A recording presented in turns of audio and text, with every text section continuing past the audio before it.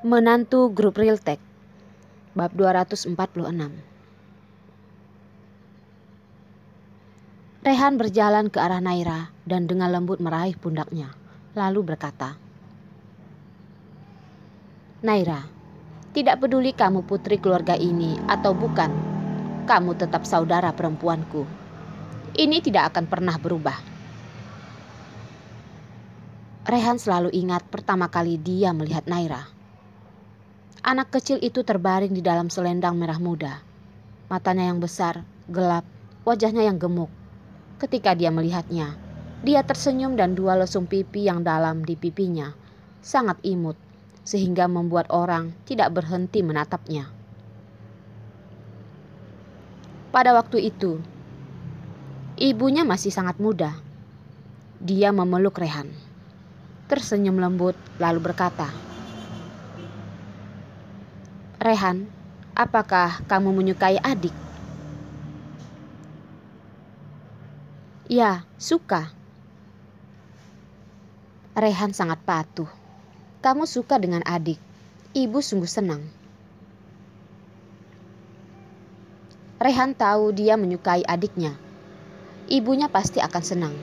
Oleh karena itu, dia semakin suka dengan adik perempuannya yang imut. Kemudian, ayahnya pun pergi. Ibunya menjadi gila. Kakek membawa mereka berdua pindah ke Pila. Rumah besar tanpa orang tua selalu merasa kosong dan sepi. Dia dan Naira saling bergantungan hidup. Naira sangat lengket dengannya. Di pinggir jalan memungut kumbang kecil, terus genggaman di tangannya, berdiri menunggu di depan pintu sekolah, menunggu Rehan pulang sekolah. Hanya ingin menunjukkan kepada Rehan. Sekali berdiri bisa seharian. Dia tidak dapat melupakannya dan tidak akan pernah lupa selamanya.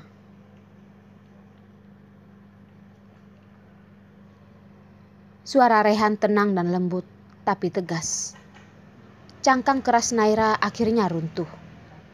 Dia bersandar di bahu Rehan dan menangis seperti anak kecil. "Kak, aku salah. Maaf, aku terlalu takut." Ketika emosi Naira akhirnya reda, Rehan berkata dengan lembut, "Naira, naiklah dan temui ibu. Dokter mengatakan bahwa dia tidak punya banyak waktu lagi." Rehan membawa pengawal dan Naira naik ke atas. Yuki dan kakek Rehan relatif diam, duduk diam di sofa menunggu mereka.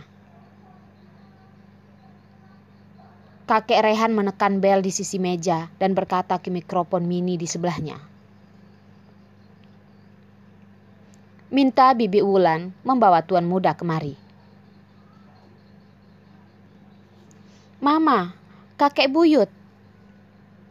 Ken berjalan masuk sambil menggenggam tangan Bibi Wulan dan menyapa Yuki dan kakek Rehan dengan manis.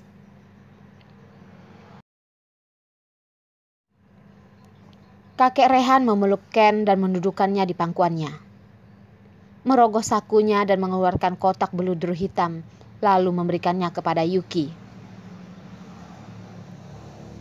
"Yuki, ambil ini." Yuki membuka kotak itu dan melihatnya. Isinya cincin giok hitam kuno.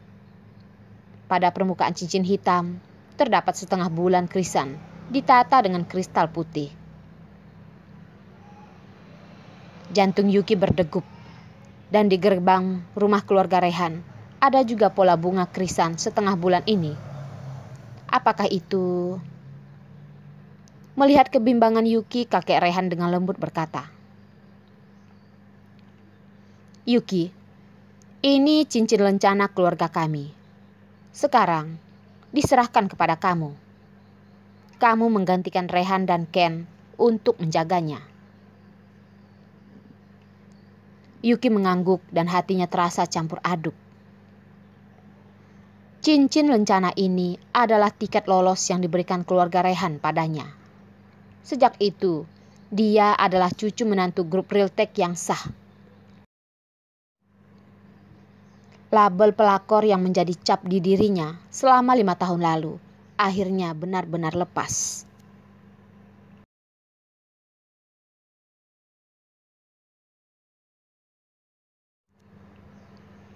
Tidak ada tempat melampiaskan keluhan. Bab 247. Dari rumah tua sampai rumah, Ken terus lengket pada Yuki, seperti koala yang tidak mau turun.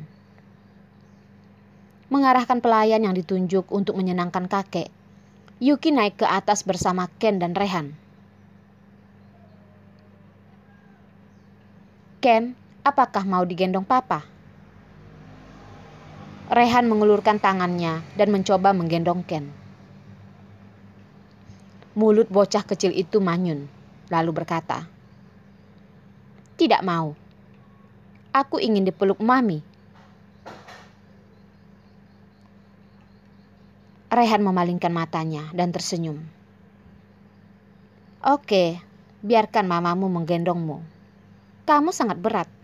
Pasti lelah menggendongmu naik ke atas." "Aku tidak ingin mamamu kelelahan." Ken terdiam, segera mengulurkan tangannya dan secara otomatis menggantung pada Rehan. "Papa, aku ingin digendong." Melihat tampang yang tidak sabar, Rehan ingin marah dan merasa lucu, sehingga dia mengulurkan tangan dan menggaruk hidung kecilnya. "Dasar si kecil, kamu benar-benar menyayangi mamamu." Yuki tertawa, membungkuk dan mencium wajah Ken, lalu berkata, "Anak baik, mama mencintaimu sayang." "Cih, lihat betapa bangganya dirimu." Rehan pura-pura depresi, tetapi tersenyum. Ken memoncongkan mulut merah mudanya dan mencium wajah Rehan. "Papa, cium dulu." Rehan dan Yuki saling memandang, lalu mereka pun tertawa. Pria kecil masih tidak lupa untuk menenangkan ayahnya yang terluka.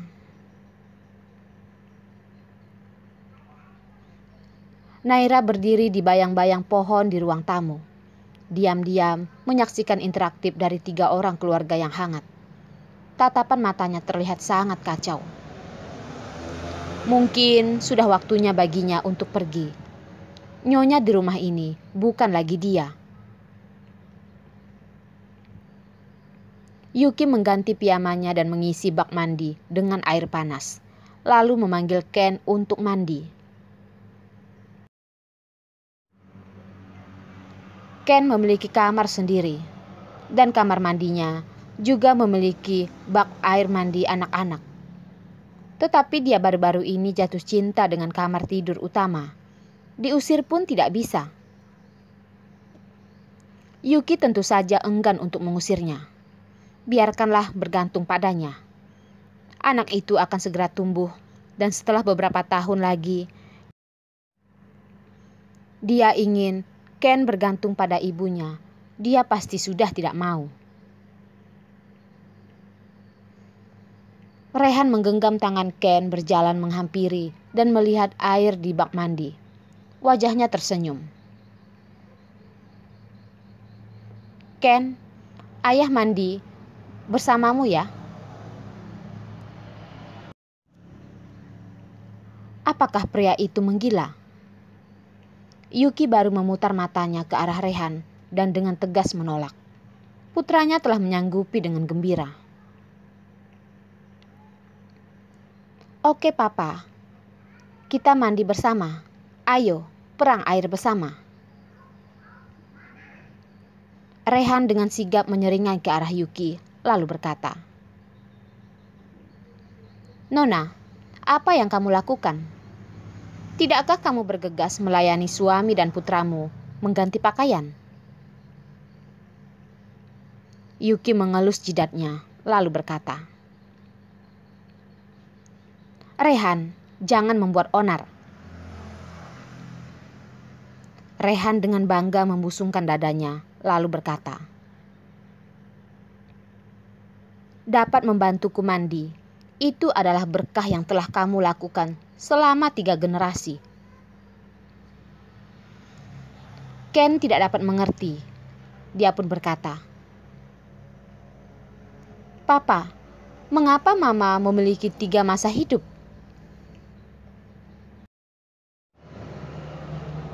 Rehan tersenyum sedikit, lalu berkata, "Karena Mamamu telah menunggu untuk bertemu Papa. Kita semua hanya memiliki 1 kehidupan, tetapi dia memiliki 3 kehidupan."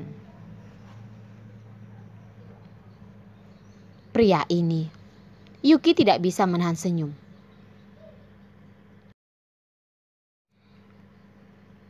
"Kamu yang menungguku 3 generasi. Aku benar-benar membencimu sejak awal.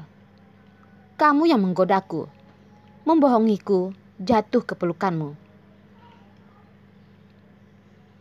Ini hanya lelucon lawakan antara suami dan istri, tetapi Rehan serius.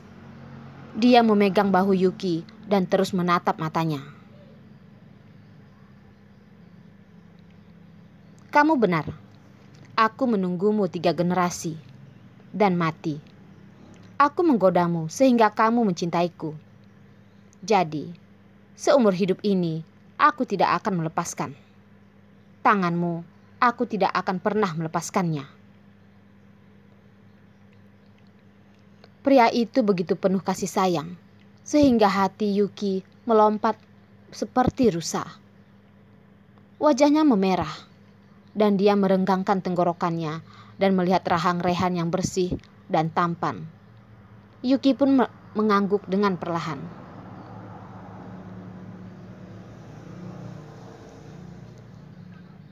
"Papa, Mama, apa yang kamu bicarakan?" Ken cemas. Perasaan seperti tidak dihiraukan dari orang tuanya. Dia membanting kakinya dengan putus asa, memegang pakaian Yuki dengan tangan kiri dan memegang pakaian Rehan di tangan kanannya, berontak dan mencari keberadaan mereka berdua. Rehan membungkuk dan mencium kepala putranya dan berkata, "Sayang, Mama punya sesuatu untuk dikatakan pada Papa. Bisakah kamu menunggu sebentar?" Ada yang ingin dikatakan. Yuki tertegun. Dia tidak punya apa-apa untuk dikatakan pada Rehan.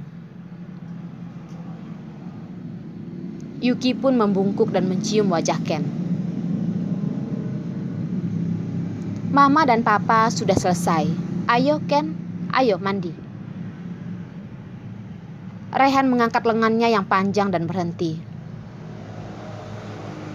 "Yuki, kamu pergi begitu saja?"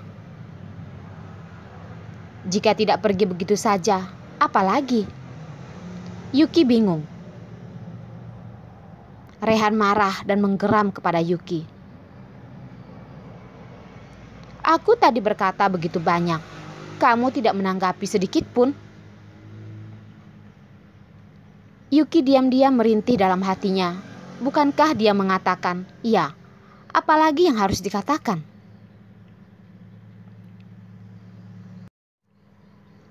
Melihat wajah Yuki yang masih tenang, tekanan darah Rehan mulai melambung. Wanita bodoh. Benar-benar tidak bisa dimengerti. Apakah tidak bisa mengatakan, "Di kehidupan ini akan mengikutiku. Pria lain tidak akan melirikmu lagi." Berkata seperti ini, menunjukkan kamu loyal. Apakah itu tidak bisa? Yuki tidak sempat berbicara. Ken melangkah maju. "Jangan katakan bahwa Mama wanita bodoh. Mama adalah wanita paling pintar di dunia. 100 kali lebih pintar dari Papa. Cih." "Hahaha, Yuki tertawa keras dan berbalik terkejut. Berbalik kepada Rehan. Rehan, sudah lihat bukan? Jangan coba menggoda aku dengan mudah. Kalau tidak, kamu akan sengsara. Wanita itu membawa putranya lalu pergi, meninggalkan pria yang menghela napas dan tidak ada keluhan sama sekali.